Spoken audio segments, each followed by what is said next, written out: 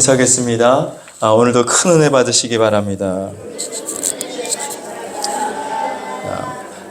다시 한번 인사하겠습니다. 하나님께 감사하며 삽시다. 네, 늘 언제나 하나님 앞에 감사함으로 살아가는 저와 여러분들 되실 수 있기를 바랍니다. 요한복음은 한마디로 예수님에 대한 책입니다. 예수님이 어떤 분이신지를 보여주는 책입니다. 그래서 우리가 요한복음을 계속 살펴보고 있는데 1장은 로고스 예수에 대해서 말씀하고 있고 2장은 혼인잔치 예수. 자, 그 다음에 3장은요 장대에 달린 예수, 즉 십자가에 달리신 예수, 우리의 구원자 예수에 대해서 말씀하고 있고 4장은 생수, 그렇죠. 생수 대신 예수. 자, 그 다음에 5장은 베데스다 예수, 베데스다. 자, 그 다음에 6장은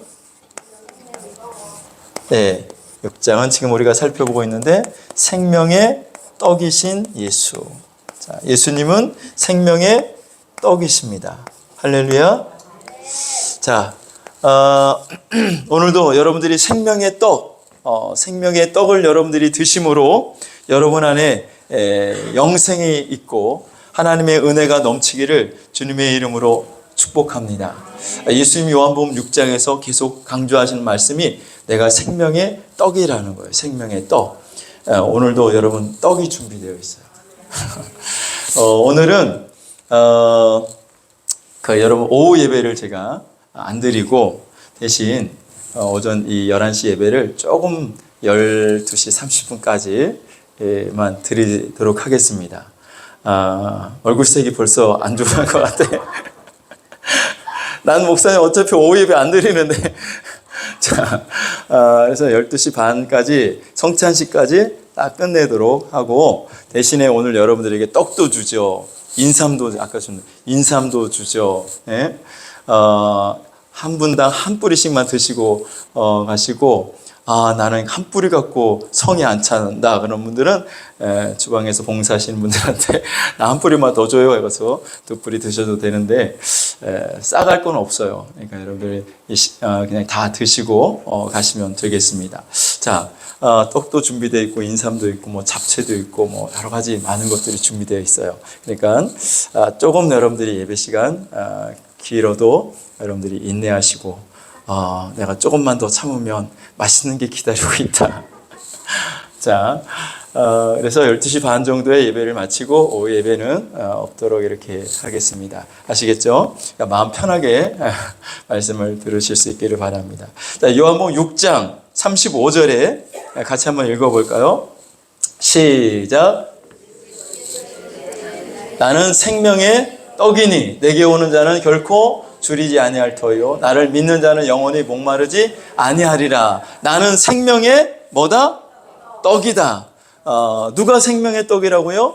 예수님이. 자, 48절 말씀을 읽어보시면 시작. 내가 곧 생명의 떡이니라. 자, 여기서 말하는 나는 누굽니까? 예수님이죠. 예수님이 말씀하시기를 내가 곧 생명의 떡이다 라고 말씀하십니다. 6장 51절에도 보시면 시작. 나는 하늘에서 내려온 살아있는 떡이니 사람이 이 떡을 먹으면 영생하리라. 내가 줄 떡은 곧 세상의 생명을 위한 내 살이니라 하시니라. 아멘. 여기도 보면 나는 하늘에서 내려온 살아있는 떡이다. 살아있는 떡이다 라고 말씀을 하고 계십니다. 자, 오늘 저와 여러분이 이 떡을 먹으면 산다라는 겁니다. 이 떡을 먹으면 영생한다라는 거예요. 여러분 다 이 떡을 드실 수 있기를 축원합니다. 자, 오늘 본문은 생명의 떡에 관련한 예수님에 대한 말씀인데, 자, 그런데 예수님이 이 말씀을 하시기 전에 한 사건이 먼저 있었습니다. 자, 먼저 우리가 지난 시간에 오병이어 보리떡 5개와 물고기 2마리로 5,000명을 먹이시고 12바구리가 남는 사건에 대해서 말씀을 나누었죠. 자, 그 말씀 다음에 바로 예수님이 이 생명의 떡에 대해서 말씀하신 것이 아니라 오병이어 사건과 지금 생명의 떡에 대해서 말씀하시는 요 중간 부분에 다른 한 사건이 끼어들어 있는데 그 사건이 바로 뭐냐면 예수님이 물 위를 걸으시는 사건입니다. 예수님이 어디를 걸으셨다고요? 물 위를 걸으셨다고요. 그럼 여러분들이 아유 어떻게 사람이 물 위를 걸을 수 있어? 뭐 어떻게 걷지? 여러분 물 위를 걷는 방법 아시죠? 몰라요? 내가 가르쳐 드릴게. 이쪽 발을 물에다가 내딛잖아요. 그럼 이쪽 발이 물에 빠지기 전에 이쪽 발을 또 내딛는 거예요. 이쪽 발이 빠지기 전에 또 이쪽 발을 내딛고 물 위를 걷는 방법인데 사람은 물 위를 걸을 수가 없죠. 당연히 그렇죠. 이것은 하나님만이 하실 수 있는 일입니다. 믿습니까? 그러니까 야, 이 사람이 어떻게 물 위를 걸어? 무슨 뻥 아니야? 사기 아니야? 그럼 여러분 뭐라고 말씀을 드리면 돼요? 야, 사람은 당연히 못하지. 그러니까 예수님은 하나님이신 거야. 우리는 하나님을 믿는 거지 사람을 믿는 게 아니야. 하나님이 물도 못 걷는다면 그게 무슨 하나님이냐? 바쁘시면 하나님도 물을 걸을 수 있는 거지. 이렇게 여러분들이 얘기하시면 돼요. 할렐루야. 하나님이니까 하실 수 있는 거죠. 사람으로서는 할 수 없지만 하나님은 하실 수가 있는 줄로 믿습니다. 자, 그런데 이 오병이어의 사건을 다루면서 우리가 공관복음과 요한복음이 조금 다르다라고 말씀을 드렸어요. 그렇죠? 공관복음에서도 오병이어를 다루고 있고, 그러니까 마태복음, 마가복음, 요한복음, 누가복음에서 다루고 있고, 요한복음에서도 오병이어를 다루고 있는데, 요한복음의 오병이어와 공관복음의 오병이어가 다른 점이 있다. 그러니까 공관복음에서는 오병이어를 다루면서 그 어려움에 처한 이 사람들의 그 처지, 그 환경에 대해서, 그 곤경에 대해서 말해주는 그 장치들이 있었다, 단어들이 있었다라고 말씀을 드렸어요. 그래서 때가 저물어 가매 빈들이다 먹을 것이 없더라라는 이런 말들이 공관복음에는 나와 있지만 요한복음에는 전혀 그런 말씀이 나와 있지 않고, 공관복음에는 떡을 주는 사람들이 예수님의 제자들로 나와 있지만 요한복음에는 떡을 주는 분이 예수님 본인으로 묘사되고 있다라고 말씀을 드렸습니다. 기억나시죠? 다 잊어버리셨어요? 자, 그런데 그렇게 요한복음은 전혀 그 오병이어를 기록하면서 그들이 어떤 처지, 곤경 뭐 이런 거에 대해서 전혀 말씀이 없었는데, 오늘 본문에 예수님께서 물 위를 걸어가시는 이 사건에서는 뭐라고 말씀하고 있는지 한번 살펴보겠습니다. 16절 시작. 저물매 제자들이 바다에 내려가. 자, 오병이어의 사건에서는 뭐 저물다, 뭐 빈들이다, 뭐 먹을 것이 없더라 이런 표현이 전혀 없었는데, 지금 여기에 뭐라고 나와 있어요? 저물매 그랬어요. 저물매.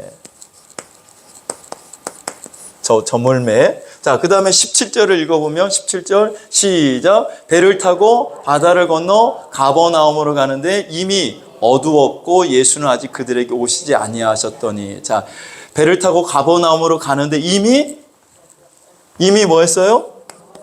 어두웠다라는 거, 어두움. 자, 상황을 설명하고 있습니다. 저물었다, 어둡다, 그리고 아직 그들에게 예수님이 오시지 않았더라. 그러니까 예수님의 부재, 예수님이 계시지 않다. 자, 즉 무슨 말이냐면 지금 사도 요한이 문학적으로 표현을 하고 있는 건데, 은유적으로 예수님의 부재의 상황이 이 저물매라는 단어와 어둠이라는 단어로 표현을 하고 있다라는 겁니다. 여러분, 그러니까 우리가 똑같은 태양이지만 아침에 이렇게 동이 터올 때 보는 태양과 저녁에 해가 질 때 그 태양은 느낌이 같아요, 달라요? 전혀 다르죠. 그렇죠? 아침에 떠오르는 태양을 보면 괜히 힘이 솟고 소망이 생기고 밝은 이미지인데, 근데 저녁에 지는 해를 보면, 저물녘의 해를 보면 왠지 공허하고 외롭고 쓸쓸하고 뭐 이런 느낌. 저만 그런가요? 자, 어두움 가운데 혼자 있다 생각을 해보세요. 얼마나 두렵고 무섭고 합니까? 자, 지금 16절에 저물매, 어두웠다라는 이 표현을, 제자들의 상황을 이 단어로 설명을 하고 있는데, 자, 물 오병이어에서는 전혀 이런 단어가 나타나지 않고 있다가 지금 물 위를 걸어 오시는 예수님의 이야기에서는 이 상황 설명을 이렇게 해주고 있습니다. 즉 예수님의 부재로 인한 제자들의 마음의 상태를 이렇게 은유적으로 표현했다고 볼 수가 있습니다. 예수님이 없는 그들의 마음의 상태는 이렇게 공허하고 두렵고 어두운 이러한 상태였다는 것이죠. 자, 6장 18절을 보시면 다 같이 읽어봅니다. 시작. 큰 바람이 불어 파도가 일어나더라. 자, 큰 바람이 불어서 파도가 일어났다는 것은 실제로 그 갈릴리 바다에 큰 바람으로 말미암아 큰 파도가 일어나게 되었다라는 겁니다. 이 말씀도 여러분 이 사도 요한이 문학적으로 상징적으로 표현을 하고 있는 것인데 물론 실제적으로 파도가 일어난 것이죠. 실제적으로 큰 바람이 분 것입니다. 자, 그런데 이것은 큰 바람이 불었다는 것은 바로 예수님의 제자들이 예수님이 부재로 인해서 그들 마음속에 이 불안함과 그들 마음속에 이 두려움이 파도처럼 지금 일어나고 있다는 겁니다. 큰 바람이 일어서 파도가 일어나듯이 예수님이 없는, 아직 예수께서 오시지 않았더라, 예수님이 없는 제자들의 마음의 상태에 이 불안함이 그들 속에 있는 두려움이 큰 파도처럼 지금 일어나고 있음을 은유적으로 말씀을 하고 있는 거예요. 여러분, 예수님 없는 사람의 삶이 바로 이렇습니다. 두려움이 파도처럼 일어나고 조그만 어떤 사건만 일어나도 마음속에 이 불안과 두려움이 파도처럼 일어나는 것이 예수님 없는 사람들의 삶의 모습입니다. 그러므로 저와 여러분들은 오늘도 예수 그리스도를 나의 주님으로 모시고 살아갈 수 있기를 주님의 이름으로 축원합니다. 자, 6장 19절을 읽어보시면 시작. 제자들이 노를 저어 10여리쯤 가다가 예수께서 바다 위로 걸어 배에 가까이 오심을 보고 두려워하거늘. 자, 예수께서 어디를 걸었어요? 바다 위를 걸었다. 자, 요한복음은 예수님에 대한 이야기를 말씀하고 있는데 예수님이 바다 위를 걸었다. 이게 지금 물 위를 걸으신 이 사건을 통해서 예수님이 어떤 분이시라는 것을 보여주는 거예요. 예수님이 물 위를, 바다 위를 걸으신. 자, 사람은 물 위를 걸을 수 있어요? 없어요? 당연히 없죠. 사람은 바다 위를 걸을 수가 없습니다. 즉 예수님이 바다 위를 걸으셨다는 것은 예수님이 사람이 아니라 하나님이시라는 것을 우리에게 보여주고 있는 겁니다. 자, 예수님이 바다 위를 걸으셨어요? 사람은 바다 위를 걸을 수 있어요? 없어요? 없어요. 여러분 걸을 수 있어요? 아까 아무리 이론적으로 이쪽 발이 빠지기 전에 이쪽 발을 내딛고 해도 여러분 그건 이론이지 여러분 전혀 사람은 물 위를 걸을 수가 없습니다. 자, 예수님이 물 위를 걸으셨다는 것은 예수님이 하나님이시라는 거예요. 자, 욥기서 9장 8절을 보면 욥기서 9장 8절에 보면 하나님이 하신 일들을 쭉 설명을 하면서 이야기를 하면서 이렇게 말합니다. 같이 읽어봅니다. 시작. 자, 그가 홀로 하늘을 펴시며 바다 물결을 밟으시며 여기서 말하는 그가 누구예요? 하나님이죠. 예수님은 지금 요한복음에 나오는 거고 욥기서는 지금 하나님에 대해서 말씀하고 있는 거야. 하나님이 홀로 하늘을 펴시며 바다 물결을 뭐 하셨다고? 밟으셨대. 자, 욥기서는 족장 시대에 기록이 된 거예요. 족장 시대, 아브라함 시대에 그때 욥기서가 기록이 된 건데, 자, 그때 그 욥기서를 통해서 뭐라고 말씀하시냐면 하나님이 홀로 하늘을 펴시고 하나님이 바다 물결을 밟으셨다는 거죠. 그런데 지금 똑같이 지금 요한복음 6장에서 그 일이 일어나고 있어요. 누구를 통해서? 예수님을 통해서. 예수님이 바다 물결을 밟으시고 오시잖아요. 할렐루야. 그러니까 욥기 9장 8절에 그 하나님이 요한복음 6장에 나타난 바다 위를 걸으시는 예수님이라는 거예요. 이해가 되시죠? 할렐루야. 자, 예수님은 바다 위를 걸으셨다. 그것은 바로 욥기 9장 8절에 하늘을 펴시고 바다 물결을 밟으신 바로 그 하나님이시다. 그걸 보여주고 있다라는 거예요. 할렐루야. 자, 그래서 예수님은 이 세상을 창조하신 창조주 하나님이시라는 것을 다시 한번 이 바다 위를 걸으시는 사건을 통해서 나타내고 있습니다. 자, 요한복음 6장 20절 다시 보시면, 자, 같이 읽어봅니다. 시작. 이르시되 내니 두려워하지 말라 하신대. 자, 여기서 예수님이 두 번째 당신이 하나님이시라는 사실을 보여주고 있는 단어가 바로 뭐냐면 내니라는 단어입니다. 내니 두려워하지 말라. 자, 예수님을 보고 제자들이 두려워할 때에 예수님께서 나야 두려워하지 마라. 나다 라고 말씀하시는데, 이 나다라는 말은 아주 유명한 말입니다. 헬라어로 에고 에이미라는 단어예요. 따라서 해보겠습니다. 에고 에이미. 애인이 아니라 에이미. 에고 에이미. 시작. 네, 에고 에이미. 나는 나다라는 뜻입니다. 나는 나야 라는 뜻인데, 자, 이 말은 어디에 처음 쓰였느냐면 출애굽기 3장 14절에 처음 쓰여진 말이에요. 자, 출애굽기 3장 14절 한번 읽어보시면 시작.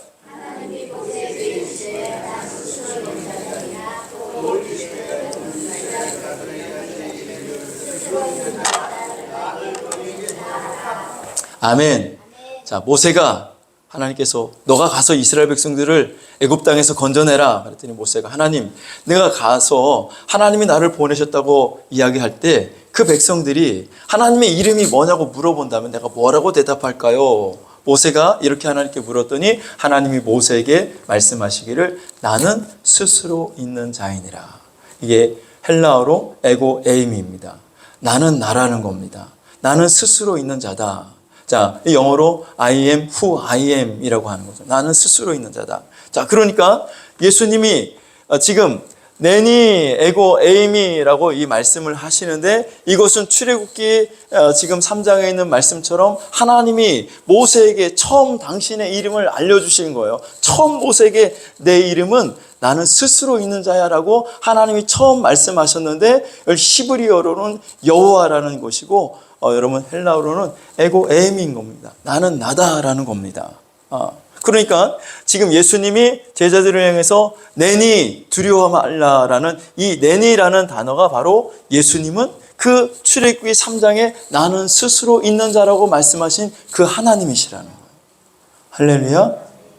이해가 되시죠? 자, 그러니까 지금 무리를 걸으시는 예수님의 이 사건을 통해서 예수님은 당신이 누구신가를 증명하고 있어요. 자, 요한복 오병이어의 사건을 통해서도 그 무리들을 불쌍히 여기시고 무리들을 사랑하는 그런 모습을 예수님이 공간복음에서는 보이셨다면, 이 요한복음에서는 예수님은 그 어떤 사랑과 긍휼을 베풀어 주시는 그런 분이 아니라 그 떡을 주시는 그분이 바로 어떤 분이신지에 초점이 맞춰져 있는 것처럼, 지금 이 무리를 걸으시는 이 사건을 통해서도 예수님이 어떤 분이신지를 예수님께서 말씀해 주고 있는 겁니다. 자, 무리를 걸었다라는 거, 이 창조주 하나님, 아까 욥기 9장에 있는 말씀을 보고, 또 내니라는 것, 출애굽기 3장에 있는 하나님께서 나는 스스로 있는 자라고 말씀하신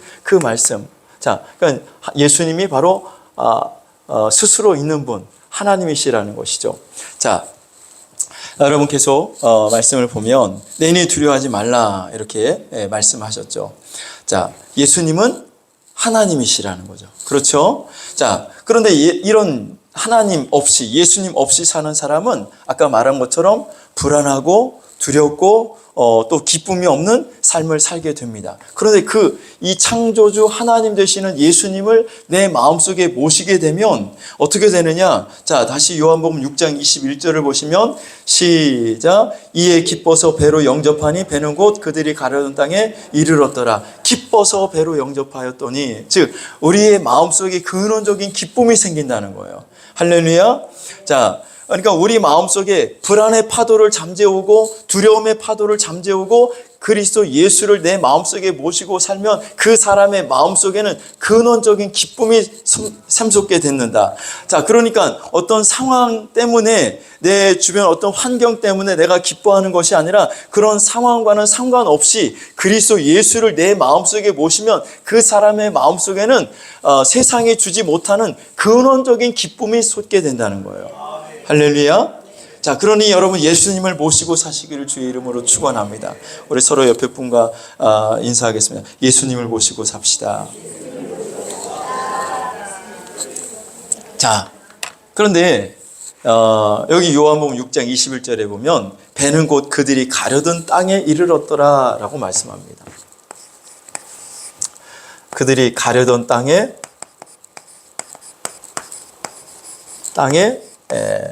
이르렀더라. 자, 배가 지금요, 갈릴리 호수를 배를 타고 제자들이 가고 있었잖아요. 자, 그런데 여기 보면 그들이 12월이 그쯤 갔다라고 말씀하고 있습니다. 예? 12월이쯤 갔다고요. 할렐루야. 심리가 몇 킬로라고요? 예, 갈릴리 호수라고 생각을 해보세요. 위에서부터 헐몬산에서부터 물이 흘러가서 이 호숫가에 물이 담기는 거죠. 우리가 갈릴리 바다라고 하는데 짠물이 아니라 먹어보면 짠물이 아니에요. 담수예요. 물이 위에서부터 내려온 것을 그대로 받아 놓은 호수란 말이죠. 근데 유대인들은 큰 물이 많이 있는 걸 보면 그냥 그들은 바다라고 말을 해요. 물이 많은 곳을 보면 바다라고 이야기해. 그러니까 저기 안성천 그걸 보고도 그 사람들은 바다라고 얘기한다고. 그 사람들의 말의 의식 구조가 그렇게 되어 있어요. 그냥 바다야. 그래서 그냥 바다라고 불러요. 자, 그래서 여기를 디베라 호수라고도 하고 뭐 갈릴리 바다라고도 하는데, 자, 오병이어의 사건은 디베라에서 예수님께서 디베라라는 도시에서 지금 배를 타고 어디를 가셨냐면 베세다 광야를 가셨죠. 우리가 지난 시간에 살펴봤잖아요. 그렇죠? 베세다 광야를 가셨어요. 여기 홀로 이제 제자들과 함께 쉬러 가셨는데 사람들이 여기 예수님을 찾아서 몰려왔잖아요. 자, 그런데 예수님께서 여기서 이제 오병이어의 기적을 행하시니까 많은 사람들이 예수님을 우리의 임금으로 삼으면 좋겠다. 그래서 많은 사람들이 예수님을 임금으로 삼으려니까 예수님은 홀로 산으로 가시고 제자들만 배를 태워서 보내신 거예요. 자, 그런데 이 갈릴리 호수는 남과 북으로 길이가 22km예요. 22km. 또 23km 정도 되고, 그 다음에 여기서 그 동과 서로는 약 12km 정도 되고요.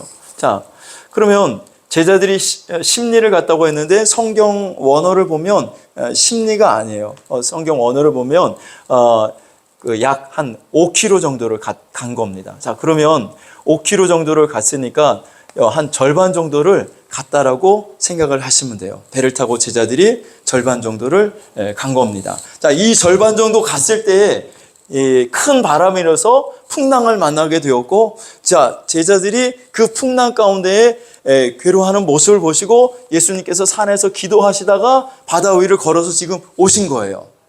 자, 바다 위를 걸어서 예수님이 오셔서 이제 제자들이 그 예수님을 배에 모시고 막 기뻐하고 있었는데, 그런데 보니까 가버나움에 도착을 한 거야. 그들이 기뻐하던 중에 노를 젓지도 않았는데 배가 기뻐하는 중에 그냥 자기들이 가려고 했던 가버나움에 도착한 거죠.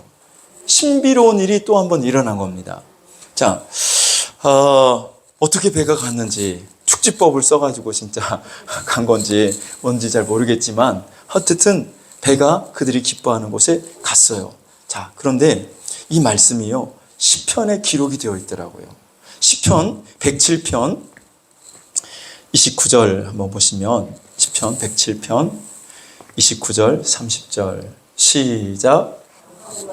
광풍을 고요하게 해사 물결도 잔잔하게 하시는도다. 30절 그들이 평온함으로 말미암아 기뻐하는 중에 여호와께서 그들이 바라는 항구로 인도하시는도다.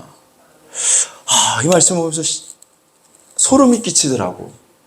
자, 시편은 구약이야, 구약. 예수님이 오시기 전에. 근데 이 시편에 다시 한번 29절 한번 보여줘 보세요. 광풍을 고요하게 해서 물결도 잔잔하게 하시는도다. 지금 예수님이 이 갈릴리 호수에서 지금 큰 바람이 일어나요. 광풍이 일어나서 큰 파도가 쳐서 배가 지금 위험에 처해져 있는 이때 예수님이 오셔서 그 광풍을, 그 바람을 잔잔케 하시고 물결을 잔잔케 하셨잖아요.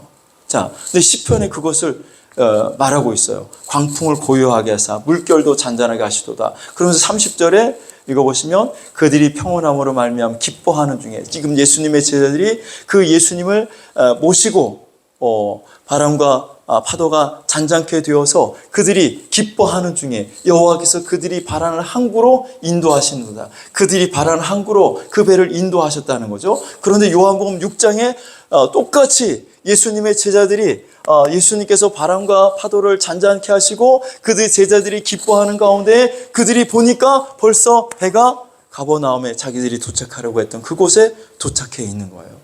할렐루야. 이것을 통해서 예수님 뭐를 말씀하셔요? 당신이 지금 하나님이시라는 것을, 당신이 하나님이라는 것을 말씀하고 있는 겁니다. 할렐루야. 자, 여호와께서라고 말씀해요. 여호와께서 그들이 바라는 항구로 인도하시는도다. 여호와가 하나님이시잖아요. 자, 예수님이 동일하게 지금 그 일을 지금 요한복음 6장에서 행하고 계신 거예요. 그러니까 예수님은 지금 무리를 걸으시고 내니라는 이 단어를 통해서 그리고 가려는 땅에 그들을 도착하게 하심으로 말미암아 내가 곧 창조주 하나님이시라는 것을 예수님은 이 사건을 통해서 동일하게 말씀해 주고 계시다는 거죠. 예수님은 창조주 하나님이십니다. 할렐루야. 따라서 해보겠습니다. 예수님은 창조주 하나님이시다. 할렐루야. 인간의 모습으로 오셨지만 인간이 아닌 참 하나님이시라는 거예요. 그 예수님을 내가 마음에 모시고 살면 내 마음속에 있는 두려움과 내 마음속에 있는 불안함은 다 사라지게 되고, 여러분, 내가 걱정하고 근심하고 염려한 것들이 다 사라지게 되고, 내 속에서 큰 풍랑을 일으키고 두려움의 풍랑, 또 불안의 풍랑, 이 모든 것들을 예수님이 오시면 다 잠재우게 하시고 내가 가려고 하는 그 항구로 주께서 나를 인도해 주시는 줄로 믿습니다. 내 마음속에 근원적 기쁨이 샘솟게 하시는 줄로 믿습니다. 할렐루야. 자, 그러면서 이제 예수님께서 무리를 걸으셔서 가버나움에 오셨고 많은 무리들이 예수님을 찾아서 가버나움으로 오게 됩니다. 자, 그것이 이제 22절부터 25절까지 나와 있는데 함께 같이 한번 읽어보겠습니다. 22절부터 25절 시작. 이튿날 바다 건너편에 서 있던 무리가 배 한 척에 다른 배가 거기 없는 것과 또 그때 어제 예수께서 제자들과 함께 그 배에 오르지 아니하시고 제자들만 가는 것을 보았더니 23절 그러나 디베라에서 배들이 주께서 축사하신 후 여럿이 떡 먹던 그곳에 가까이 왔더라. 24절 무리가 거기에 예수도 안 계시고 제자들도 없음을 보고 곧 배들을 타고 예수를 찾으러 가버나움으로 가서 25절 바다 건너편에서 만나 랍비요 언제 여기 오셨나이까 하니. 자, 이게 무슨 말이냐면, 자, 이 지금 벳세다 광야에서 디베라에서 예수님 벳세다 광야로 오셨고 여기서 오병이의 기적을 행하셨어요. 수많은 사람들이 와서 5,000명, 남자만 5,000명이 되는 그 사람들이 먹고 배부르게 먹고 남은 광주리가 12바구니가 되었어요.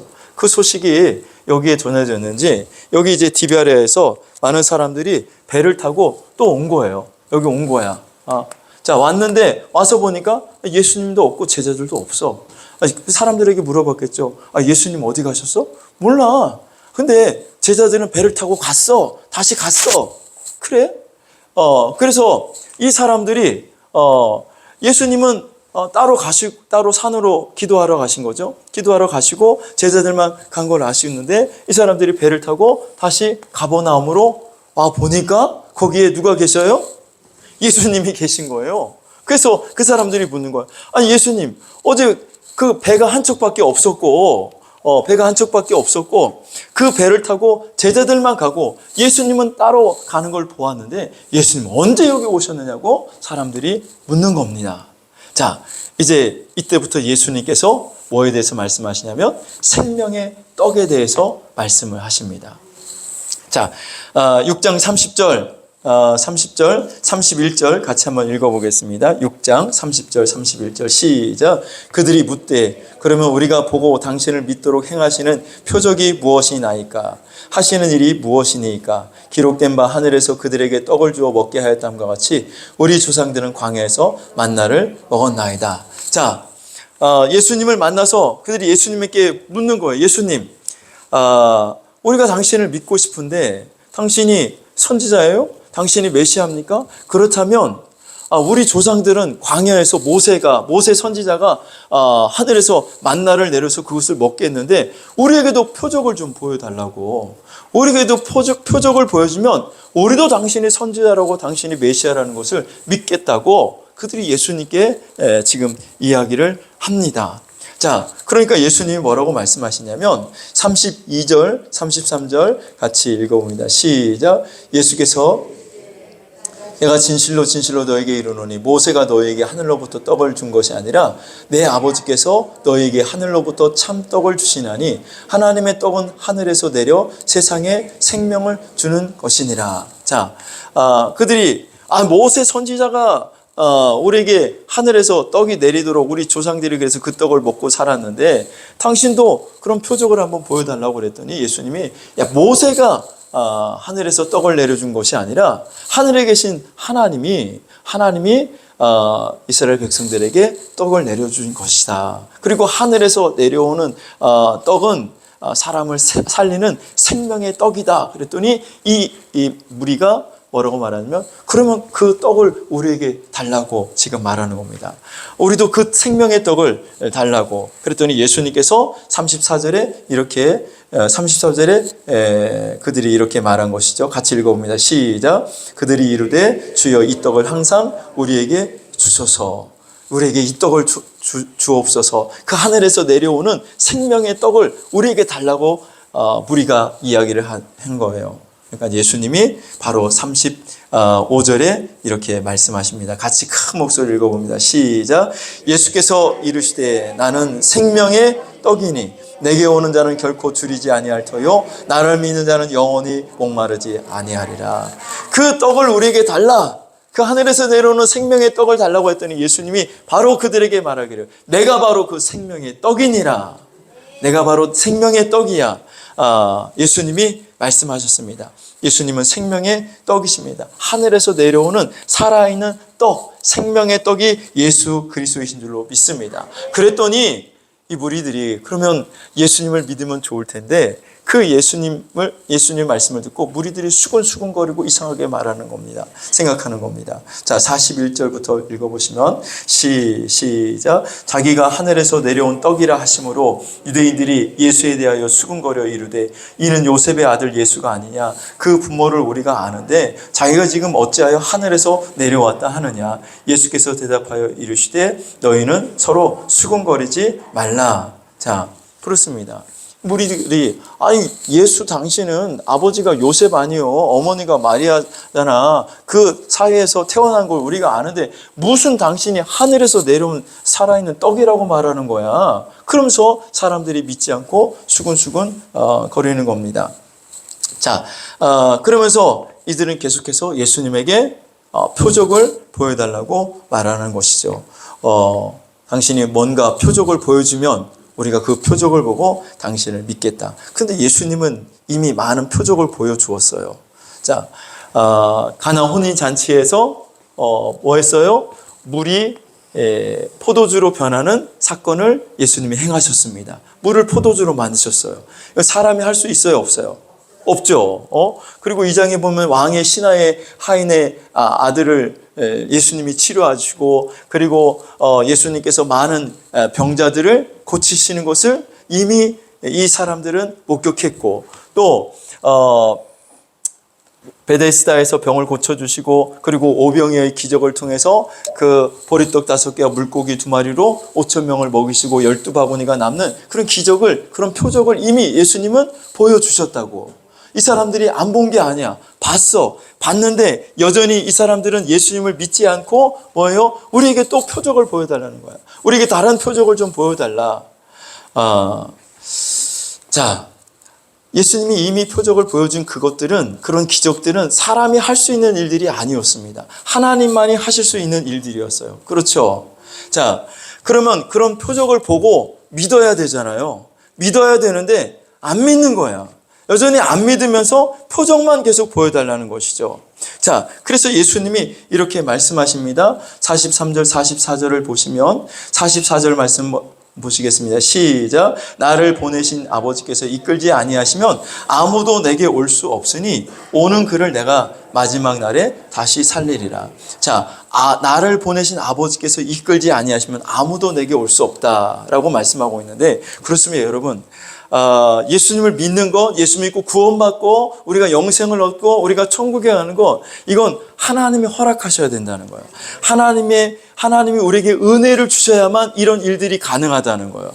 내가 예수 믿고 내가 죄사함 받고 내가 구원받는 것은 내 의지와 힘으로 되는 것이 아니라 하나님의 은혜라는 거예요. 하나님이 먼저 나를 택하시고 하나님이 나를 사랑하시고 하나님이 깨닫게 하시고 믿음을 선물로 주심으로 말미암아 내가 예수 믿고 구원받은 것이지 내 힘과 의지로 되는 것이 아니라는 거예요. 여러분이 오늘 이 자리에 나온 것도 다 하나님의 은혜인 줄로 믿습니다. 하나님이 여러분을 인도하신 것인 줄로 믿습니다. 하나님이 여러분들을 인도하여 주셨기 때문에 여러분이 이 자리에 온 것이죠.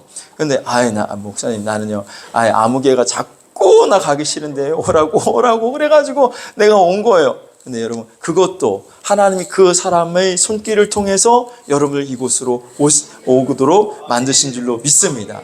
할렐루야. 자, 그런데 여러분, 예수님을 믿으려고 해도 여러분, 하나님께서 우리에게 믿음을 주시고 깨달음을 주셔야만 우리가 예수를 믿을 수가 있다라는 거죠. 그러니까 이 많은 사람들이 예수님 앞에 모인 그 무리들이 많이 있었고, 그 무리들이 예수님이 행하시는 그 표적을 다 보았음에도 불구하고 믿지 않잖아요. 그러니까 그들은 예수님의 표적을 보고 믿겠다고 하지만 그 표적을 이미 보여줬는데도 그들은 믿지 않는 거죠. 그러니까 하나님이 택하시지 않은 거고 하나님이 그들에게 은혜를 주시지 않은 거라고 볼 수가 있습니다.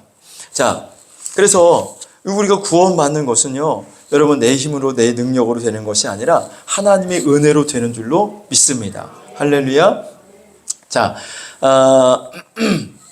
요한복음 6장 52절을 보시면 6장 52절 시작. 그러므로 유대인들이 서로 다투어 이르되 이 사람이 어찌 등이 자기 살을 우리에게 주어 먹게 하겠느냐.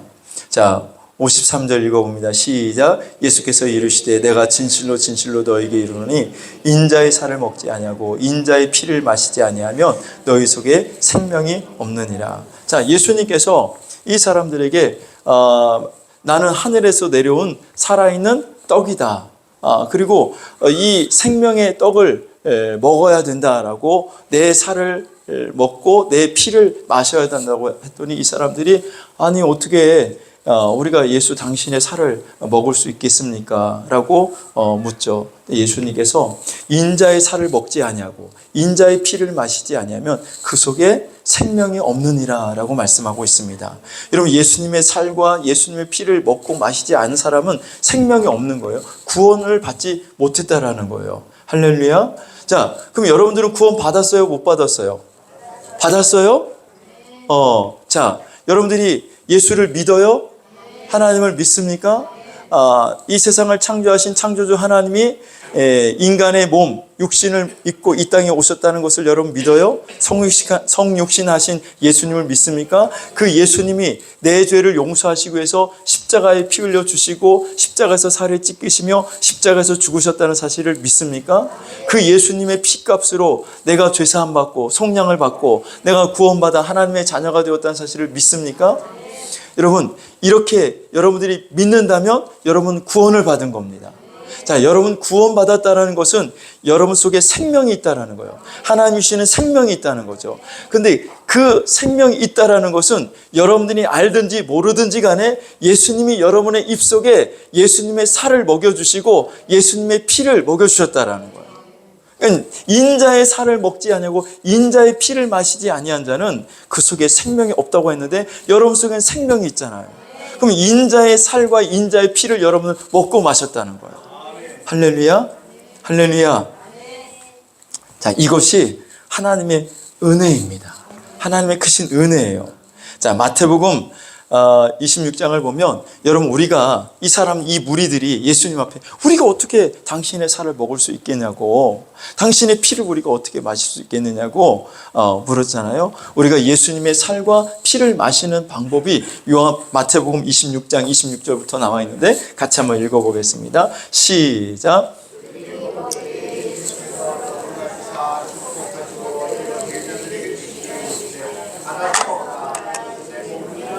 아멘. 자, 여기 보면 그들이 먹을 때, 자, 예수님, 지금 이 상황이 어떤 상황이냐면 예수님께서 십자가를 지시기 전에, 아직 십자가를 지시기 전에 지금 예수님이 최후의 만찬이라고 하잖아요. 최후의 만찬.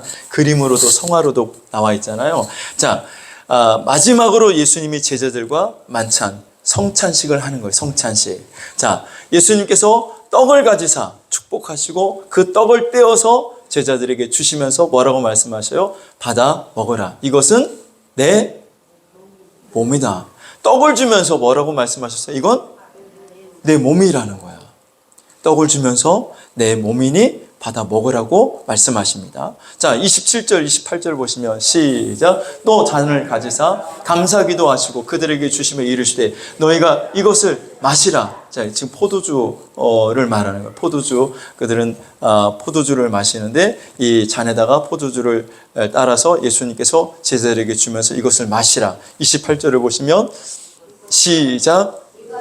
죄사함을 얻게 하려고 많은 사람을 위하여 흘리는 바 나의 피 곧 언약의 피니라. 아멘. 자, 그러니까 포도주를 나누어 주면서 받아 마셔라. 이것은 내 피니라. 내 언약의 피니라라고 말씀하고 있습니다. 자, 예수님이 지금 주신 것은 떡과 포도주야. 그렇죠? 떡과 포도주인데 예수님은 떡을 내 몸이라고 말씀하셨고 포도주를 내 피라고 말씀하셨어요. 자, 그럼 제자들은 그 떡을 받아 먹고 그 포도주를 마실 때 그거를 뭐라고 믿고 그걸 받아 먹는 거예요? 떡은 예수님의 살이라고 믿고 받아 먹는 거고 포도주는 예수님의 피라고 지금 그들이 믿고 받아 먹는 겁니다. 할렐루야. 자, 그러니까 예수님의 살과 피를 먹고 마시라는 것은 실제 육체를 가진 예수님의 살을 뜯어 먹고 예수님의 피를 빨대를 꽂아가지고 빨아 마시려는 것이 아니라 예수님의 살과 피가 내 모든 죄를 용서하시고 나를 구원받게 하셨다는 사실을 내가 믿음으로 예수님의 그 살과 피를 먹고 마신다고 하는 겁니다. 그러니까 살과 피를 어떻게 우리가 먹고 마셔요? 믿음으로 먹고 마시는 겁니다. 할렐루야. 자, 그래서 인자의 살을 먹지 아니하고 인자의 피를 마시지 않은 자는 그 속에 생명이 없느니라. 그 속에 뭐가 없어요? 생명이 없어. 생명이 없다는 것은 구원받지 못했다는 거죠. 천국 갈 수 없다라는 거예요.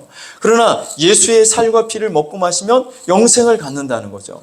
다시 요한복음 6장 54절 읽어보겠습니다. 요한복음 6장 54절 시작.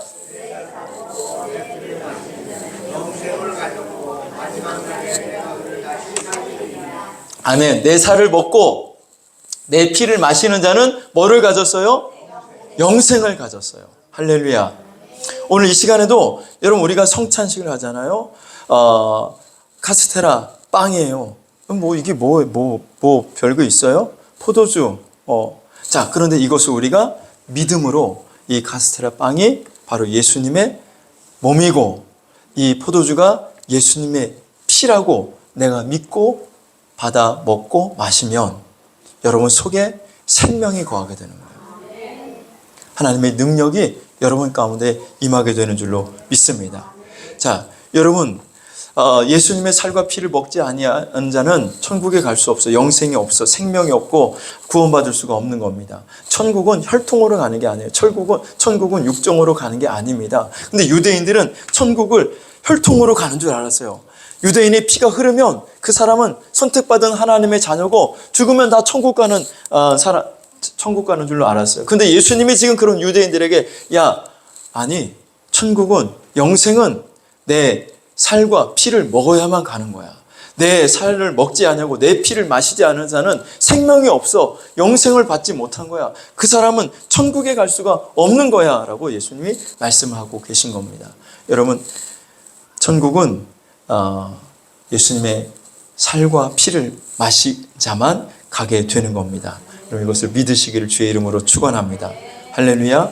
예수님은 창조주 하나님이시고 그 창조주 하나님이 우리를 구원하시기 위해서 친히 인간의 몸을 입고 이 땅에 오셨고, 그분이 내 죄를 용서하시기 위해서 내 대신 십자가에 못 박히시고 살이 찢기시고 피를 흘리셔 죽으심으로 말미암아 내 죄가 속량받고 내가 죄산 받았다는 사실을 여러분 믿으시기를 바랍니다. 그리고 예수님 죽은 지 3일 만에 다시 부활하시고 지금 하나님 보좌 우편에 앉아 계신 줄로 믿습니다. 이것을 여러분 믿습니까? 이것을 믿는 자는 이미 여러분들도 모르는 사이 예수님이 여러분 입에 예수님의 살을 먹여주시고 예수님의 피를 먹여주신 거예요. 할렐루야. 이제 대전 중문교회 한 권사님의 간증을 하고 말씀을 맺도록 하겠습니다.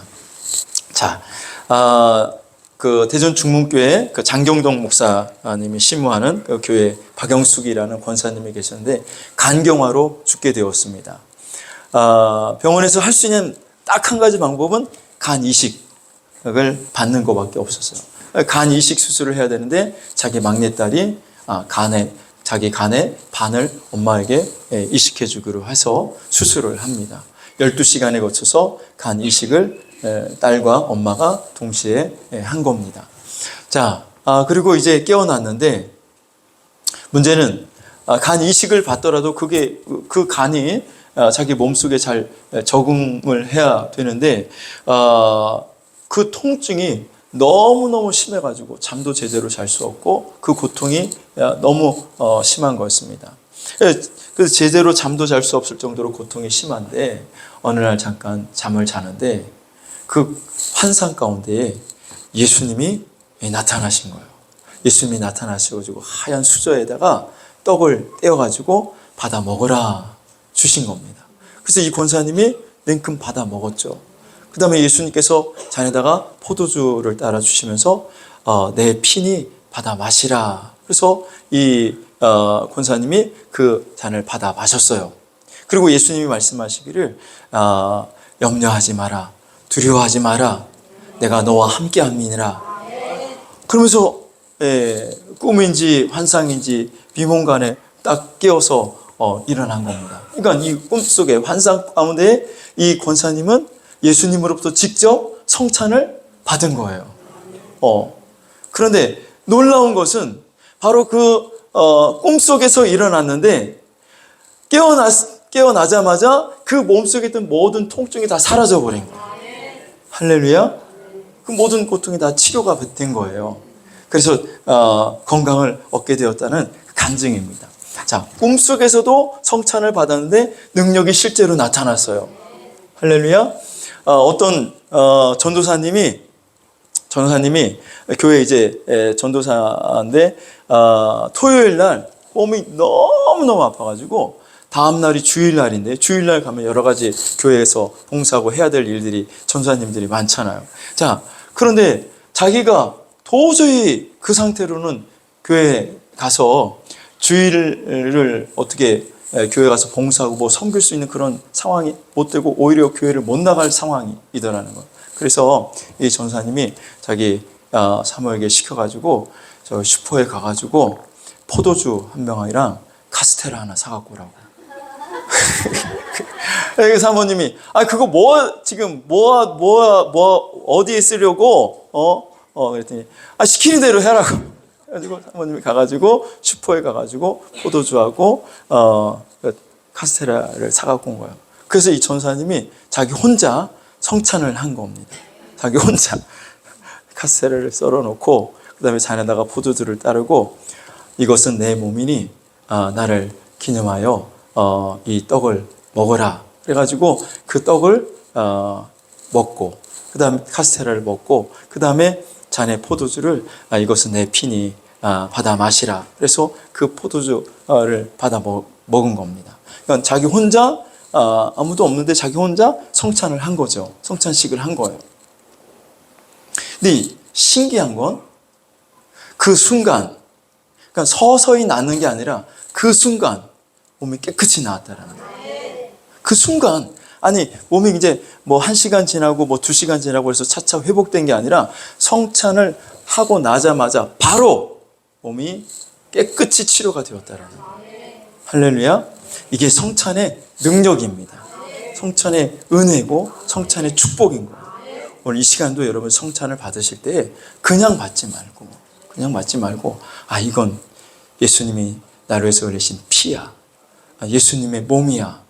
이 여러분들이 생각하고 여러분들이 이 떡과 포도주를 받아 마실 때에 여러분 성찬의 능력과 축복이 여러분 가운데 임하게 될 줄로 믿습니다. 그러니까 여러분 아까 마태복음 26장에 봤잖아요. 예수님께서 떡을 떼시면서 이건 내 몸이야. 포도주를 나누어 주시면서 이건 죄를 사해주기 위해서 흘리는 내 피야 라고 말씀하시잖아요. 할렐루야. 자, 여러분 오늘도 주님이 여러분의 입안에 떡을 떼어 주시고 그리고 잔을 나누어 주시는 이것을 여러분들이 실제적으로 여러분들이 믿고 받아들이실 때에 여러분 가운데 기적과 은혜와 축복이 나타나게 될 줄로 믿습니다. 자, 우리 찬송 내가 12시 반까지 끝내드린다고 했는데 거의 다 가는데요. 200 몇 장이지? 229장 찬양 들으시고 찬양을 시작하도록 하겠습니다. 아무 흠도 없고 1절부터 3절까지만 찬양 드립니다.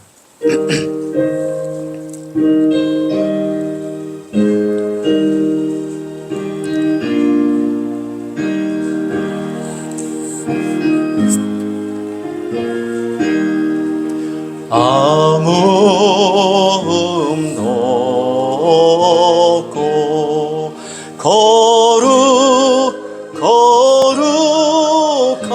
거룩하신 주 하나님 어린 양이 죽임을 당했네. 이는 날 위하여 십자가 위에서 못 박히사 배들이신 주님의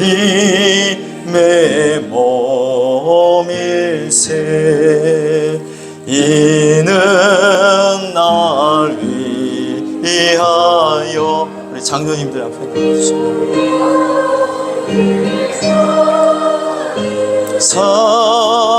주가 진이 대신 흘린 주의 보혈일세.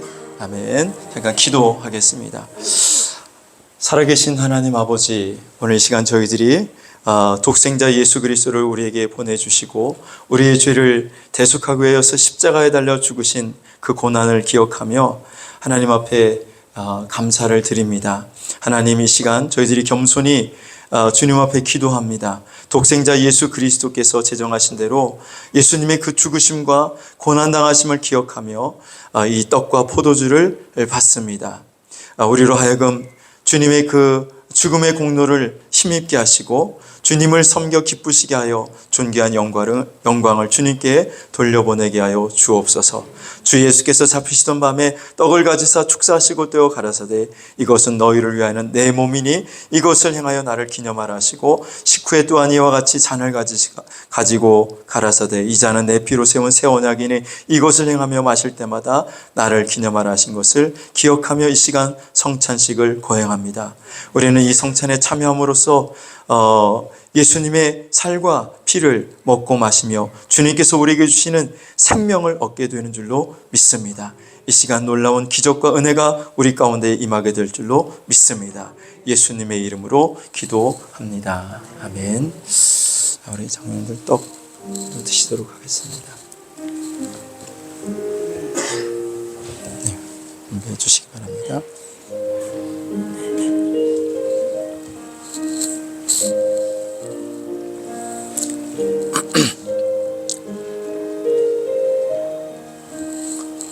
이것은 너희를 위한 내 몸이니 받아 먹으라.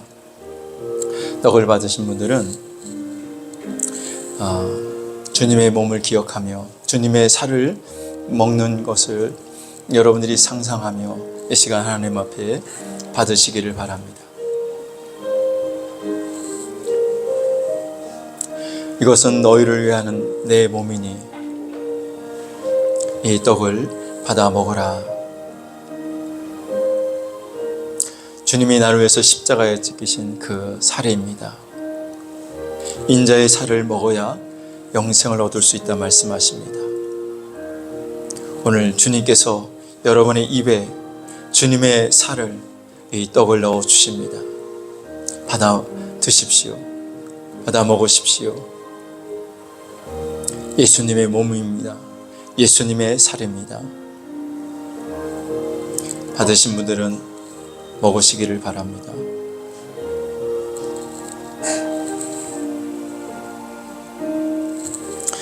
이것은 너희를 위하는 내 몸이니 받아 먹으라.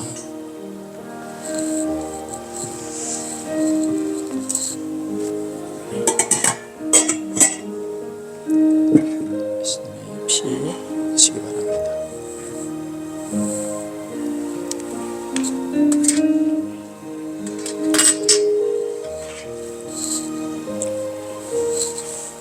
시간 잔을 받으시기를 바랍니다.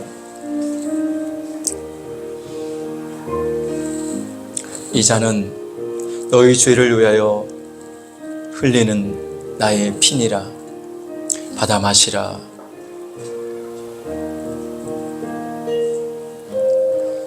주님이 나를 위해서 십자가에 피 흘려 죽으심으로 내 죄가 사함 받았는데 그 피를 주님 마시라 말씀하십니다. 인자의 살을 먹고 인자의 피를 마시지 아니하면 그 속에 생명이 없다라고 말씀하십니다. 인자의 살을 먹고 인자의 피를 마신 자마다 그 속에 생명이 있게 되느니 이것은 내 피니 받아 마시라. 주님이 나를 위해서 흘리신 피입니다. 그 피를 받아 마시기를 바랍니다. 드시기를 바랍니다.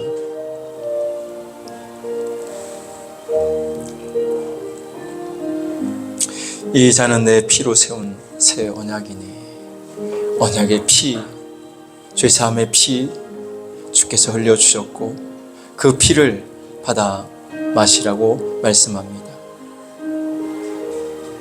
믿음으로 받으십시오. 믿음으로 드십시오. 우리는 지금 예수님의 몸, 예수님의 살을 먹고 예수님의 피를 마시는 겁니다. 그러한 자에게 오늘도 주께서 생명을 주시고 기적을 베풀어 주시고 놀라운 역사가 우리의 삶 가운데 나타나게 되는 줄로 믿습니다. 우리 229장 4절부터 찬양 드리겠습니다.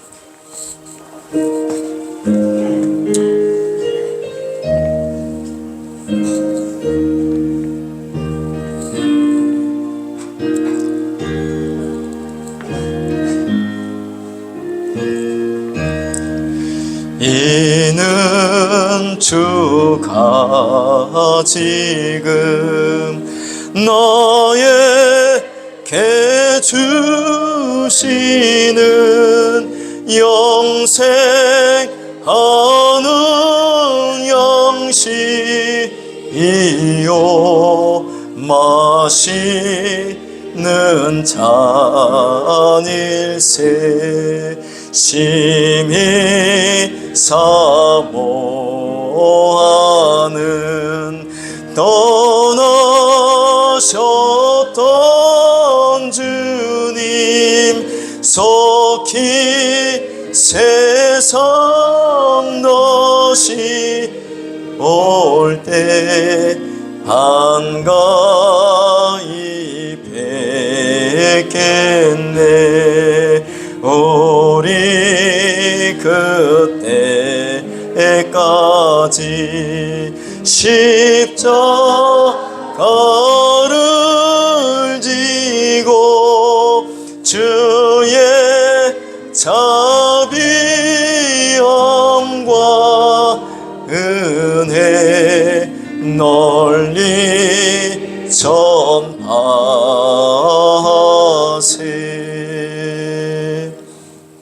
축도로 예배를 마치겠습니다. 지금은 우리 주 예수 그리스도의 은혜와 하나님 아버지의 무한하신 사랑하심과 성령님의 감화 감동 위로하심과 교통하심의 역사가 오늘 나를 성찬을 통하여 기념하라 하신 주님의 말씀과 같이 성찬을 통하여 예수님의 살과 예수님의 피를 먹고 마시며 돌아가는 모든 성도들 위해 하나님 또 저들의 가정과 자녀들과 생업 위에 이제로부터 영원토록 함께 하시기를 간절히 축원하옵나이다. 아멘.